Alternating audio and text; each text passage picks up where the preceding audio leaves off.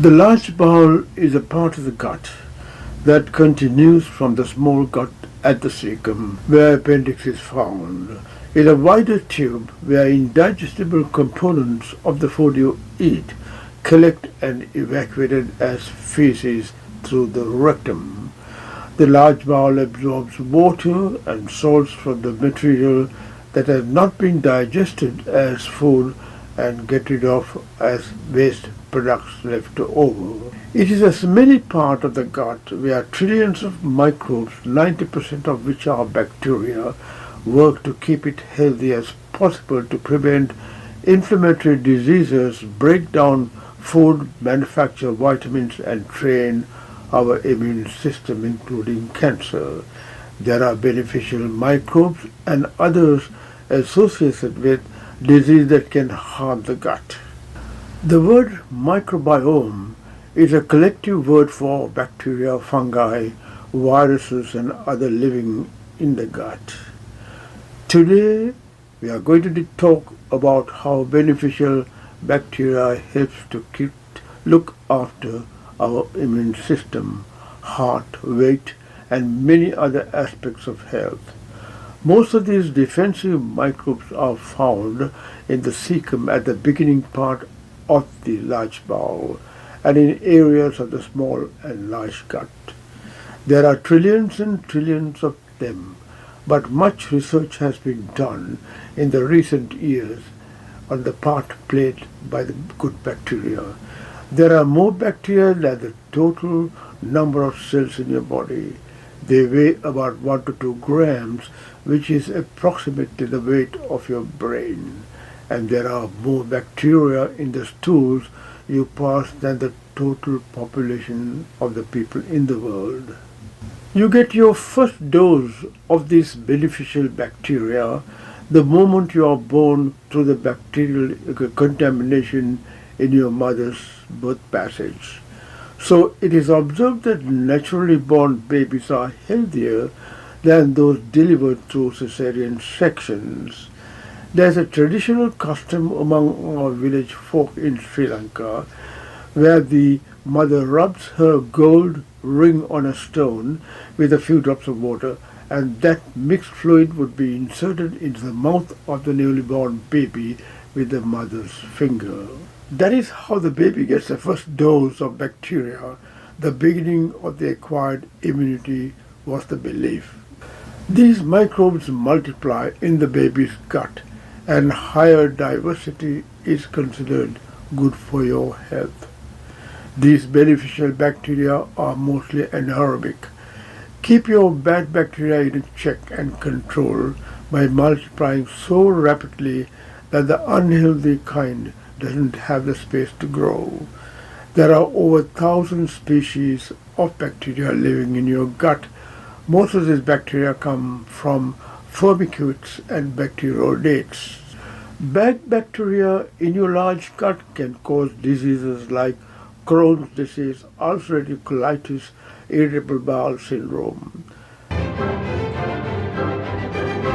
Let us talk about the mucous barrier and what the gut microbiota link is.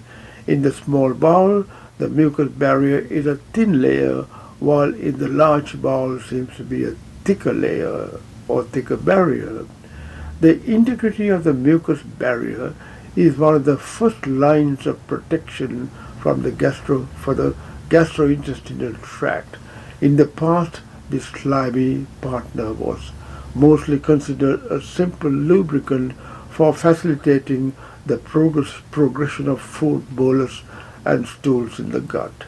Since then, different researchers have made important progress, and currently the regulations of this mucous barrier is gaining increasing attention from the scientific community.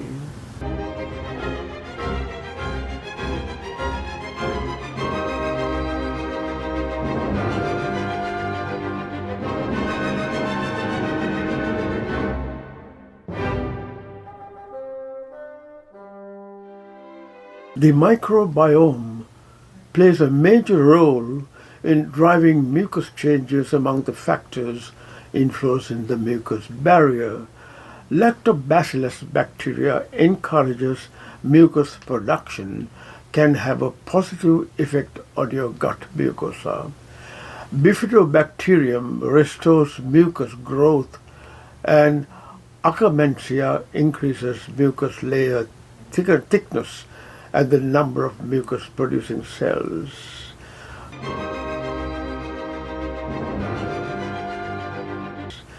Gut microbiota takes an important role in the production of butyrate through fermentation of non-digestible carbs such as the dietary fiber.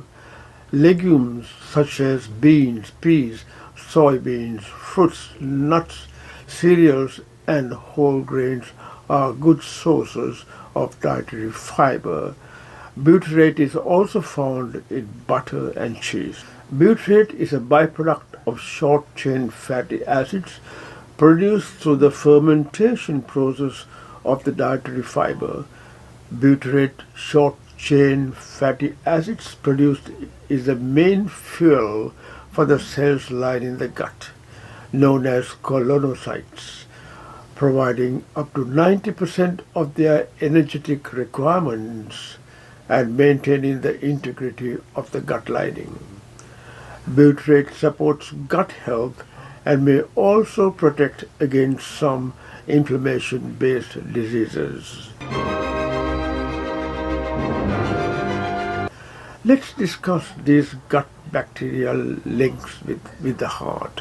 Some kinds of bacteria may be part of the link as cholesterol has to heart disease. When you eat red meat, eggs, those bad bacteria linked to heart disease makes a chemical called TMAO, which stands for trimethylamine N oxide. TMAO is supposed to help cholesterol build up in the plaques in your arteries, causing hardening of the vessels, diabetes and colon cancer. They are built up from choline, lecithin and L-carnitine rich foods, mainly fish, meat, eggs and dairy. Vegans are lucky that TMAO levels in their blood are below toxic levels and tend to be free of heart disease, diabetes and colon cancer, because many studies tell us that people who eat whole foods, plant-based diets, low in meat and other animal products tend to live longer and have low rates of most of the major chronic diseases of our times, including heart disease, diabetes, cancer, dementia and obesity.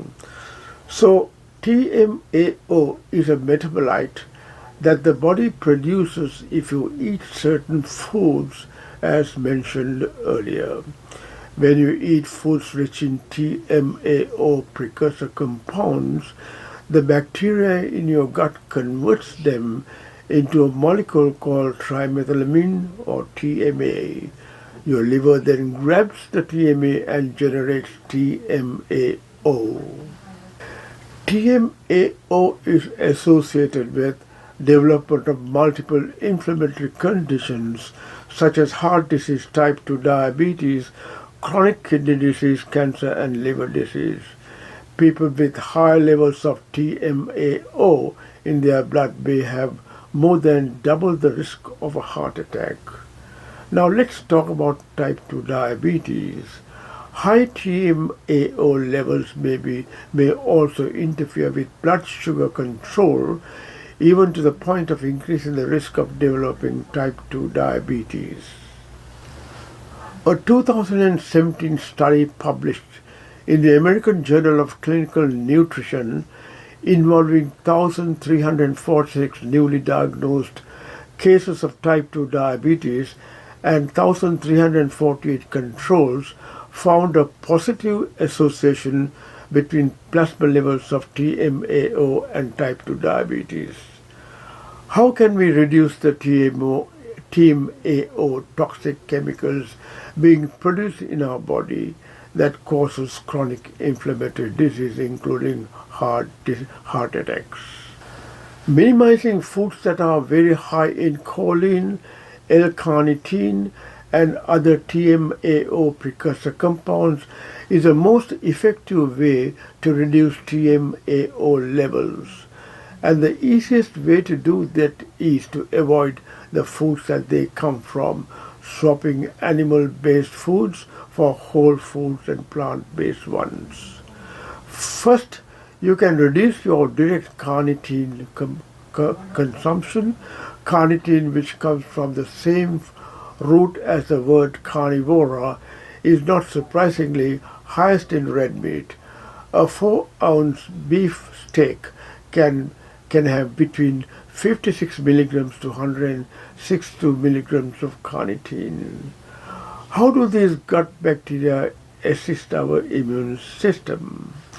In the bowel, we mentioned earlier that there is a thick layer of mucus in your gut lining. Since most disease-producing bacteria try to cross this barrier and attempt to enter the gut, beneficial microbiota plays a critical protecting role in preventing such pathogens from entering the gut. So, you could appreciate the beneficial effects and the protective role played by these good bacteria in your large gut in preventing chronic diseases. It is advised that you eat plain yogurt daily, which contains lots of probiotics cultures that strengthen your digestive system for your health and well-being. Hope this article was useful. Stay safe and goodbye for now.